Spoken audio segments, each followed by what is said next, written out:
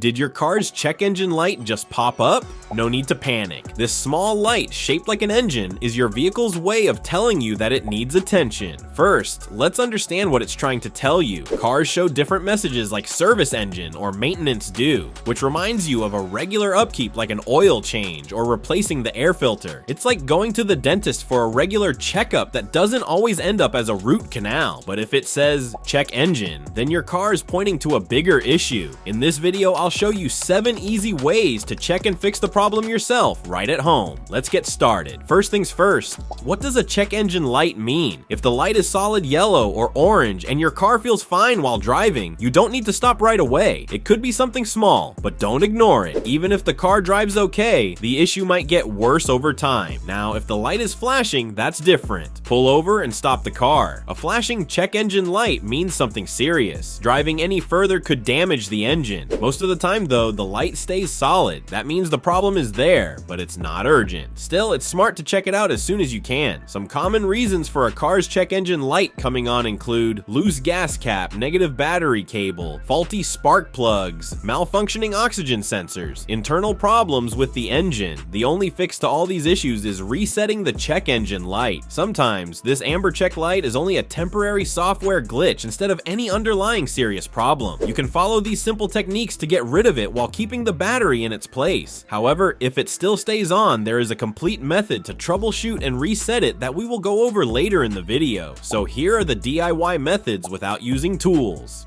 Method number 1, turn the ignition on and off. One simple way to reset the check engine light is by using the car key. Here's what to do. Put the key in the ignition, turn it to the on position, but don't start the engine, then turn it off. Do this 3 times in a row. On the 4th try, turn the key and start the car. Now, take it for a short drive. If the issue was minor, the light will turn off. This trick works in many cases and doesn't need any special tools. Method number 2, check the gas cap. Believe it or not, something as small as your gas cap can trigger the check engine light. If the cap is loose or cracked, fuel vapors can leak out. When this happens, the car's system sees it as a problem and the light comes on. Here's what to do. Open the gas tank and remove the cap, then place it back on tightly until it clicks. That's it. Drive for a little while and see if the light goes off. If the cap was the issue, this quick fix usually works. Method number 3, reset the ECU fuse. This method works mostly for older cars, not newer ones. Open your car's fuse box and find the fuse for the engine control unit, ECU. Carefully pull it out. Wait for about 1 minute, then put the fuse back in place. This breaks the connection to the check engine light for a moment. When you start the car again, check if the light is still on. It's a quick trick that doesn't need any tools, but only try this if you're comfortable handling fuses. Method number 4, sometimes your car just needs a little time.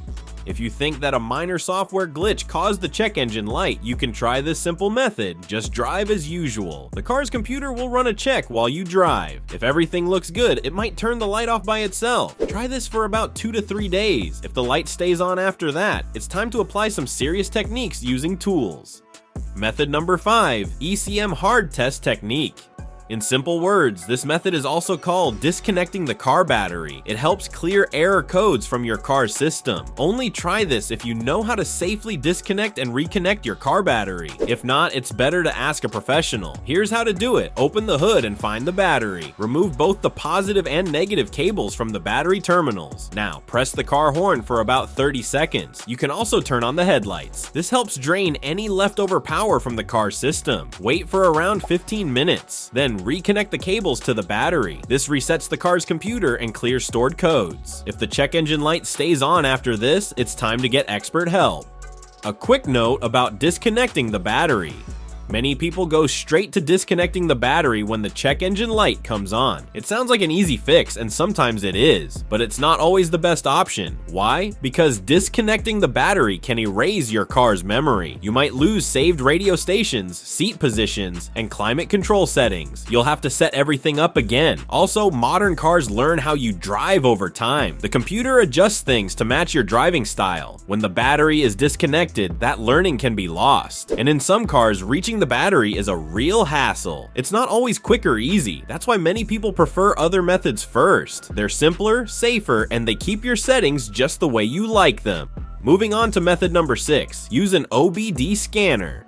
An OBD scanner is a handy tool that helps you read and reset check engine codes. It works on most cars made after 1996. Here's how to use it. Find the OBD port. It's usually under the steering wheel. Plug in the scanner. Next, turn the key to the on position. The dashboard lights should come on, but don't start the engine. Turn off the radio and any other electronics in the car. Now, press the read button on the scanner. It will show a code for the issue. Then, press erase or clear. Wait until the scanner says no codes. Unplug the scanner and turn off the ignition. After a few minutes, restart the car and check if the light is gone. Is the check engine light still on? Then your vehicle has a serious problem with your emission system. To fix it, this upcoming method works as a holy grail.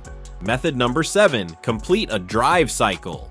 Although it will take some time, and yes, it is tricky too, but doing it yourself can save you hundreds of dollars in mechanic fees and diagnostic charges. Here's a simple step-by-step guide to help you complete a basic OBD2 drive cycle. Keep in mind, this is a general method. For the exact steps for your car, check your owner's manual or look online. Step by step, let your car sit overnight. This helps the engine and coolant reach the same starting temperature. Connect a scan tool to your car's diagnostic port. You'll use it to monitor codes and system status. Start the engine. If your car has AC, turn it on and let the engine warm up to at least 160 degrees Fahrenheit. Make sure the fuel tank is between 1/4 and 3/4 full. This range helps the system run properly. Turn off the AC, press the gas pedal about 25% down, and slowly accelerate to 50 to 60 miles per hour. Hold this speed for 3 to 5 minutes. Then coast down to 20 miles per hour without touching the brake or clutch. Next, press the pedal about 75% down and speed back up to 55 to 60 miles per hour. Keep that speed steady for 5 minutes. Come to a stop and let the engine idle for about 10 seconds. Turn off the engine and wait 2 minutes. If your scan tool still shows the drive cycle as incomplete, don't worry. Just repeat steps 5 through 10. Even professional mechanics don't always get it right the first time. Take your time, follow the steps, and you'll give your car the best chance to pass that smog test with no surprises. Important reminder, here's something you should always keep in mind. Turning off the check engine light doesn't fix the problem that caused it. The goal isn't to just make the light go away. It's to find out why it came on and take care of the real issue. If your engine has a misfire, a bad sensor, or a leak in the system, it needs proper attention. Ignoring it might lead to bigger, more expensive problems later on. When a code pops up, take some time to look into it. You can search online, check your car's manual, or talk to someone who knows cars well. Sometimes it's an easy fix you can do yourself. Other times, it's best to visit a trusted mechanic. Either way, the most important thing is to make sure your car gets the care it needs, not just a quick reset. Enjoyed this video? Stick around for the next one, where I'll share more expert tricks to cut down on repair costs and make your car maintenance much easier.